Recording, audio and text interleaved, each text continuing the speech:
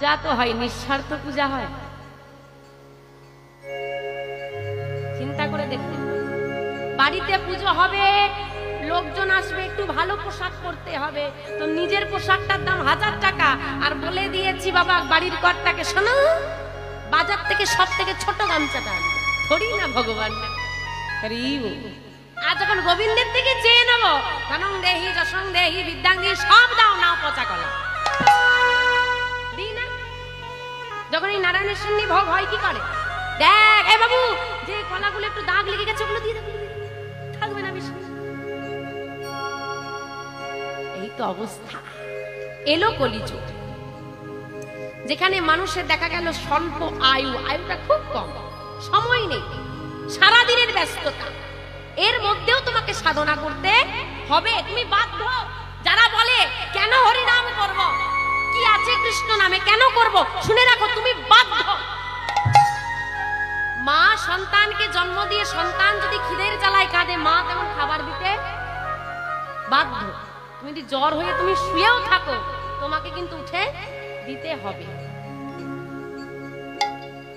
তেমন নাম করতেও তুমি বাধ্য। কেন বাধ্য? ভুলে যেও না, এই যে তুমি যে চাকরিটা জয়েন করেছো এর জন্য কিন্তু তোমাকে পৃথিবী পাঠানো হয় না, ঘরের বাসন মাজবে এর জন্য তোমাকে পাঠানো হয়। আজকে তোমার শরীর খারাপ, তুমি কাজটা না করলেও চলে যাবে সংসারটা। আজকে ছেলেটার শরীরটা ভালো নয়, স্কুলে না গেলেও পরের দিন যেতে পারবে। আজকে তুমি অফিসে যেতে পারলে না, তুমি অসুস্থ, কালকে তুমি আবার যেতে পারবে। মনে রাখবে পৃথিবীতে মানুষ জন্ম নিয়ে একবার এসেছি, পরের বার আর কৃষ্ণ ভজিবার তারে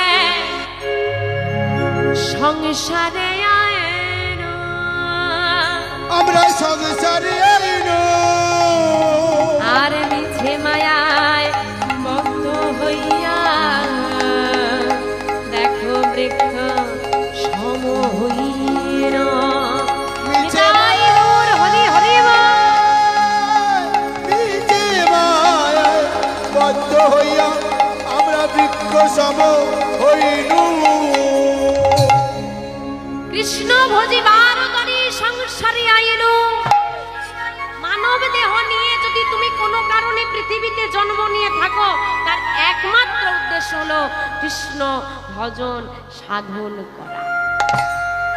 মানব দেহ লাভের দ্বিতীয় কোনো উদ্দেশ্য না। কলিযুগকে দেওয়া হলো হরিনাম। কেন? আজকে এখানে এতগুলো মানুষ আমরা বসে আছি তো, দেখুন আপনার দুটি নয়ন আমার দুটি নয়ন, আপনার দুটি নাসিকার ছিদ্র আমার দুটি নাসিকার ছিদ্র, আপনার একটি বদন আমার একটি বদন, আপনার দুটি শ্রুতিমূল আমার দুটি শ্রুতিমূল, আপনার দুটি হস্ত আমার দুটি হস্ত, আপনার দুটি চরণ আমার দুটি চরণ। একই, আপনি আমার মতো দেখতেন, আমি আপনার মতো দেখতেন।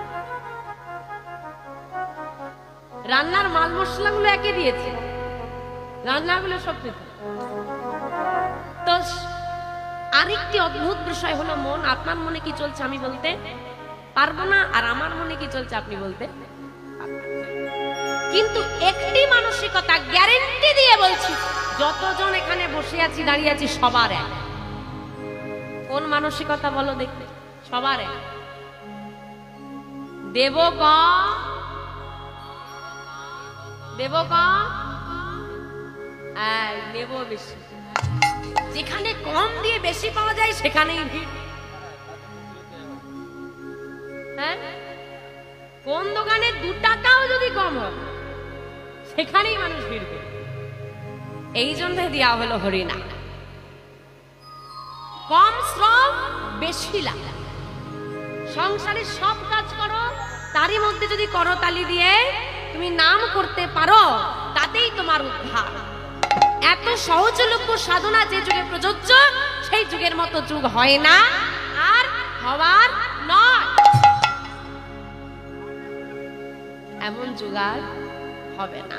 তাই বলছে কলিযুগে জন্ম নিয়েছো, জীবনটা বৃথা কাটিও না, নাম নাম। কি নামে?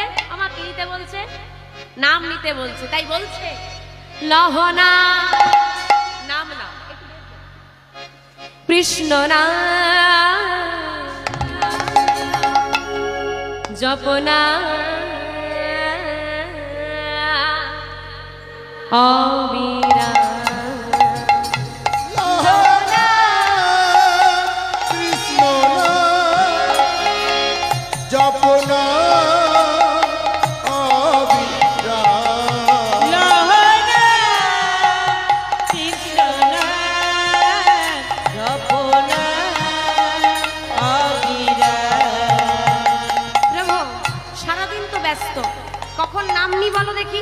কখন জানো? পথ চলিতে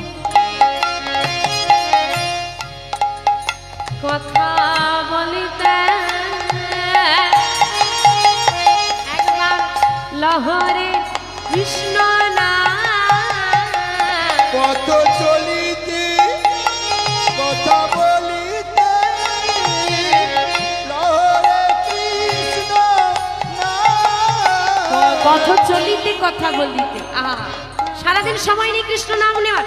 রাস্তা দিয়ে যাচ্ছ, নাম বলে বলে যাও। একটা কথা মনে রাখবে বাবা, এখন বর্তমান যা পরিস্থিতি, এখন কি গো, বাজারে যাচ্ছ, কখন আসবে? দাদা কাজে যাচ্ছিস, কখন ফিরবি রে? বাবা কখন ফিরবে গো জিজ্ঞেস করে। আমরা বলে যাই চলে আসবো তাড়াতাড়ি আজ, কিন্তু আমার আশা না আসাটা তার হাতে আছে। ফিরতেও পারি, নাও ফিরতে পারি, বলা যায় না কখন ছেড়ে চলে যেতে হয়। পথ দিয়ে যাচ্ছ, নাম বলে বলে যাও। কথা বলিতে, তুমি আমাকে চেনো না, আমিও তোমাকে চিনি না। কথা বলবে আমার সঙ্গে রাস্তায় দেখা হলে? বলবে না। একজন ভক্ত পথ দিয়ে যাচ্ছে, আর একজন ভক্ত গলায় তুলসীর মালা সেবা করা আছে, তিনিও আসছেন। তারাও দুজন দুজনকে চেনে না। কথা বলে? কথা বলে? কি বলে গো? হরে কৃষ্ণ, জয় নিতাই, জয় রাধে। আরে দুজন দুজনকে তো চেনে না, কথা বললো কেন? ভাই তোমার আমার মধ্যে বিভেদ কি? তুমি যার দাস, আমিও তো তার দাস, তুমি আমি ভাই। একটা কথা মনে রাখবেন, যারা ভক্ত হয় না তারা কারোর মধ্যে বিভেদ করে না। যারা ভক্ত হয় তারা কারোর মধ্যে বিভেদ করে না, তারা খুব সহজে সবাইকে আপন করতে পারে। কিন্তু এখন বর্তমানে কিছু ভক্ত এসেছে, ভক্ত মানে যার মধ্যে ভক্তি থাকবে। ত্রিনাদপি শুনিছেন তরুরিব সহিষ্ণুনা অমানিন মানদেন কীর্তনীয় সদা। এটা হচ্ছে বৈষ্ণবের বেদ। মানে ঘাসের থেকেও নত হবে। অমানি মানে যাকে মান দেওয়া যায় না, তাকেও সে মান দিয়ে কথা বলবে। হয়তো আপনি ব্যক্তি খুব খারাপ, আপনার সঙ্গে ভালো করে আমার কথা বলা যায় না, তবুও সে ভালো করে কথা বলবে। গাছের মতো সহন ক্ষমতা হবে। গাছের একটা পাতা ছিঁড়ে নিন, দেখবেন সে কিছু বলে কি? আপনি উচিত না, আপনার উত্তর। আর মুখে কৃষ্ণ নাম। বর্তমানে কিছু ভক্ত এসেছে বাবা, যারা বিভেদটা খুব বড় করে। তুমি অমুক জাতের, এসো না কাছে, তোমার হাতের রান্নাটা আমি সেবা করতে পারবো না। হতে পারে তুমি ভক্ত হয়েছো, যে বাড়িতে সবকিছু রন্ধন হয় সেখানে তুমি বলতে পারো যে না আমি সেবা করবো না। কিন্তু আরেকজন ভক্ত বাড়ি, সেখানেও কি অনেক ভক্ত বলে না আমাকে দিয়ে দিন বাবা, আমি নিজে রন্ধন করব। সেটা কিন্তু একটা বিভেদ সৃষ্টি করে। এরা ভক্ত মানে তার মধ্যে আন্তরিকতা থাকবে, যে একজন পাপীকেও টেনে ভক্ত করার ক্ষমতা রাখে, তিনি ভক্ত। এই ভক্তি ভাবটা লাগবে। যারা ভক্ত হয় তারা সবাইকে আপন করতে পারে, বিভেদ নয়, আপন। তাই ভক্ত হও যাতে সবাইকে আপন করে নিতে পারো।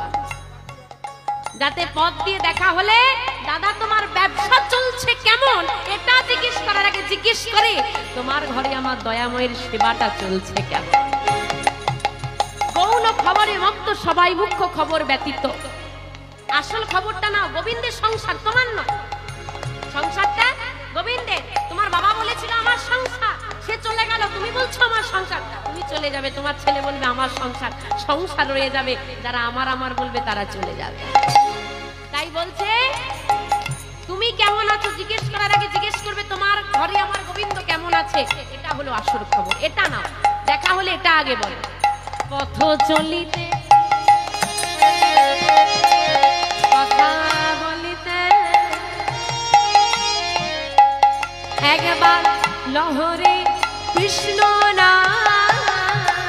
পথ চলিতে কথা বলিতে একবার লহরে কৃষ্ণ নাম। লহরে কৃষ্ণ নাম। তাই গৌর হরি হরি বল।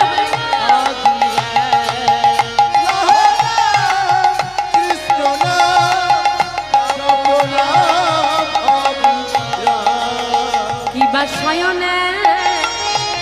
স্বপনে জাগরণে লহনা কিবা শয়নে কিবা স্বপনে জাগরণে লহনা কিবা শয়নে কিবা স্বপনে। সারাদিন সময় নেই, গোবিন্দকে ডাকার প্রয়োজন নেই। বিছানায় যখন শুতে যাবে ঘুমানোর আগে গোবিন্দকে ডেকে নাও। কেন? ঘুমিয়ে তো গেলে কাল একটা নতুন সকাল আসবে, গ্যারেন্টি সবাই দেবে, ওই সকালটা তুমি দেখতে পাবে কিনা সে গ্যারেন্টি কেউ দেবে। ঘুম ভাঙলে সকাল, না ভাঙলে পরকাল। চলে তো যাবে সেখানে, বিচার বসবে। কি বিচার হবে? তো বিচার বসবে, তোমার পাপ পুণ্যের খাতা খোলা হবে। তবু সেদিন গর্ব করে সবার মাঝখানে বলতে পারবে চিৎকার করে, না গো না, সংসারের চিন্তা নয়, না এই জাগতিক জগতের চিন্তা নয়, আমি আমার পৃথিবীতে শেষ দিনটা, নিঃশ্বাসটা আমি ত্যাগ করেছি আমার গোবিন্দ স্মরণে। এটা কত বড় গর্বের বিষয় আমরা বুঝি না। আমরা বুঝি না। প্রভু শ্রী রামচন্দ্র বেরিয়েছে, বনবাসে আছে, জঙ্গলে বেরিয়েছে, আর ঘুরতে ঘুরতে বড় তৃষ্ণা পেয়েছে। কার কথা বলছি? কার কথা বললাম? রামচন্দ্র। এমন তৃষ্ণা পেয়েছে আর জলের শব্দ শোনা যাচ্ছে। ওই তো সরোবর, যাই একটু জল পান করে আস। ছোট ছোট ঘাস হয়ে আছে, তৃণ ঘাস হয়ে আছে। আমি যদি তীর ধনুকটা এখানে রেখে দিই খুঁজে পাবো না। তীরটা ছোট্ট তো, ঘাসের মধ্যে ঢাকা পড়ে যাবে, খুঁজতে সময় লাগবে। তা কি করা যায়? যদি গেঁথে রাখতে পারি উঁচু হয়ে থাকবে। আর বাবা জল পান করে এসে তীরটা তুলে নিয়ে চলে যাচ্ছে প্রভু। আর যেই না তুলে নিয়ে চলে যাচ্ছে, দেখছে তীরের ফলাটা রক্তাক্ত হয়ে গেছে।